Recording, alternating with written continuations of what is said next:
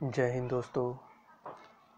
दोस्तों हमारा आज का टॉपिक है। अभी जो प्रेजेंट टाइम पे जब ये वीडियो हम लोग अपलोड कर रहे हैं तब मोका तूफान आया हुआ है दोस्तों। ठीक है, तो ये जो भौगोलिक घटनाएं होती हैं विश्व में, जीएस का पेपर 1 में पूछा जाता है, यूपीएससी मेंस में। अगर आप लोग देख रहे होंगे इस समय जीएस 1 का सिलेबस हम लोगों के सामने है। ठीक है, अभी हम आप लोगों को दिखा दे रहे हैं फिर से, ये देखिए। ठीक है, तो इसमें जब आप लोग देखेंगे तो देखिए दुनिया के भौतिक भूगोल की मुख्य विशेषताएं हैं।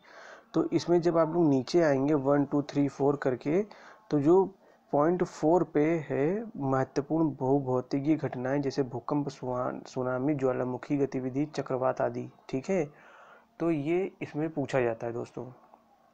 तो अभी देखते हैं फटाफट कैसे प्रश्न बनते हैं या कैसे प्रश्न बन सकते हैं कि मोका तूफान जो है, सीधा सा प्रश्न जो बनता है, मोका तूफान या इसको मोचा भी बोल रहे हैं, है ना। तो मोचा तूफान या मोका तूफान किस जगह से उत्पत्ति हुई तथा यह भारत में या भारत के नज़दीक आकर के कहाँ पे टकराया, पहला प्रश्न। या फिर जो है ये भी बनता है कि मोका या मोचा तूफान की उत्पत्ति कहाँ से हुई तथा तूफानों की या इन चक्रवातों को नाम कैसे दिया जाता है या कैसे पड़ता है। तो अभी आप लोग फटाफट से देखिए, मेंस में जीएस का पेपर 1 में पूछा ही जाता है। अगर इंटरव्यू में आप लोगों से पूछ लें, बस मोटा मोटा सा समझेंगे, हम लोग ज़्यादा डीप में नहीं जाएंगे क्योंकि आप लोगों ने पढ़ा ही होगा लगभग अगर आप लोग तैयारी कर रहे हैं तो। ठीक है, तो देखिए मोका जो तूफान है इसको लेकर के मौसम विभाग ने अनुमान लगाया था कि यह चक्रवात जो है भारत के दक्षिण तटीय क्षेत्रों में जैसे कि उड़ीसा है, पश्चिम बंगाल है, ठीक है, यहाँ से गुजरेगा। और जो है ये अब तक जो है बांग्लादेश और तट जो है म्यांमार का उस ओर मुड़ जाएगा। और इसको लेकर के उड़ीसा में, जैसा कि दक्षिण तटीय क्षेत्र में जो है उड़ीसा भारत के, उसको जो है उसमें 18 जिलों में अलर्ट जारी किया गया है। और इस तूफान को लेकर पश्चिम बंगाल में भी अलर्ट जारी किया गया है। एकदम स्पष्ट शब्दों में समझिए दोस्तों। और जो इस चक्रवात का असर जो है भारत से लेकर बांग्लादेश और म्यांमार तक पड़ सकता है। हाँ, अब देखिए जो है कि इन चक्रवातों का नाम कैसे पड़ता है, कैसे कभी नाम कैटरीना दिया जाता है, कभी कुछ नाम दिया जाता है, जैसे कि इसका कैसे मोका नाम या मोचा नाम दिया गया। देखिए दोस्तों, संयुक्त राष्ट्र जो है यूनाइटेड नेशंस, इसका एक वो है, एक सेक्शन कह लीजिए, खंड, जिसको economic and social commission for Asia and Pacific बोलते हैं।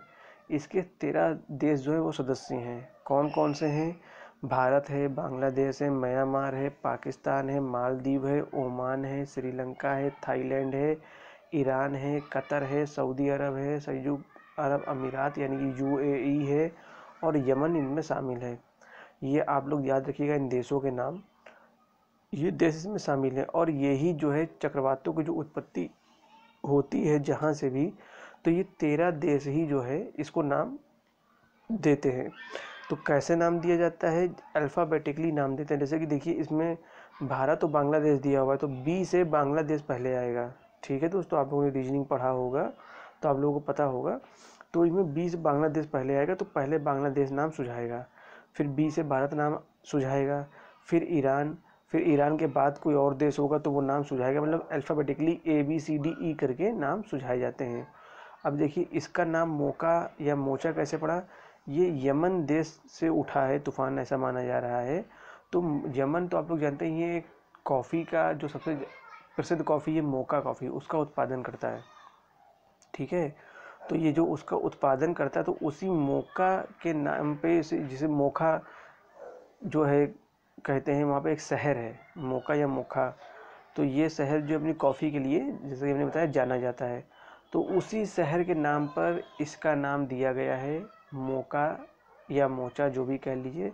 वो शहर जो है मोका शहर या मोखा शहर, वहाँ पे जो अपनी कॉफ़ी के लिए प्रसिद्ध है दुनिया भर में, बस उसी शहर के नाम पे या कॉफ़ी के नाम पे, आप जो भी कह लीजिए, इसका नाम जो है मोका चक्रवात दिया गया है, और कुछ भी नहीं दोस्तों। बाकी आप लोगों ने इसके बारे में स्टडी किया ही होगा अच्छे से, हमें पता है। और जो है आप लोग तैयारी कर रहे हैं, अच्छे से करते रहिए। ये जो है आप प्रश्न से पूछे जाने की संभावना है, या फिर भविष्य में भी, ज़रूरी नहीं है कि इस चक्रवात से रिलेटेड ही पूछा जाए, भविष्य में किसी चक्रवात या सुनामी से रिलेटेड आप लोगों से पूछा जाए।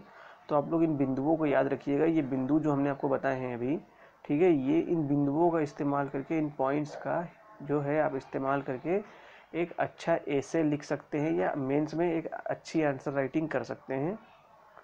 और बाकी जो है अगर आप लोगों की कोई राय हो तो कमेंट सेक्शन में दीजिए कमेंट। और हमने कई सारे वीडियो पड़े हुए हैं हमारे, ये पूरी सीरीज के प्लेलिस्ट में हमने दे दिए हैं, उनको देखिए। ये आपकी सिविल सर्विस की तैयारी में काफ़ी ज़्यादा मदद करेंगे। तब तक के लिए जय हिंद दोस्तों।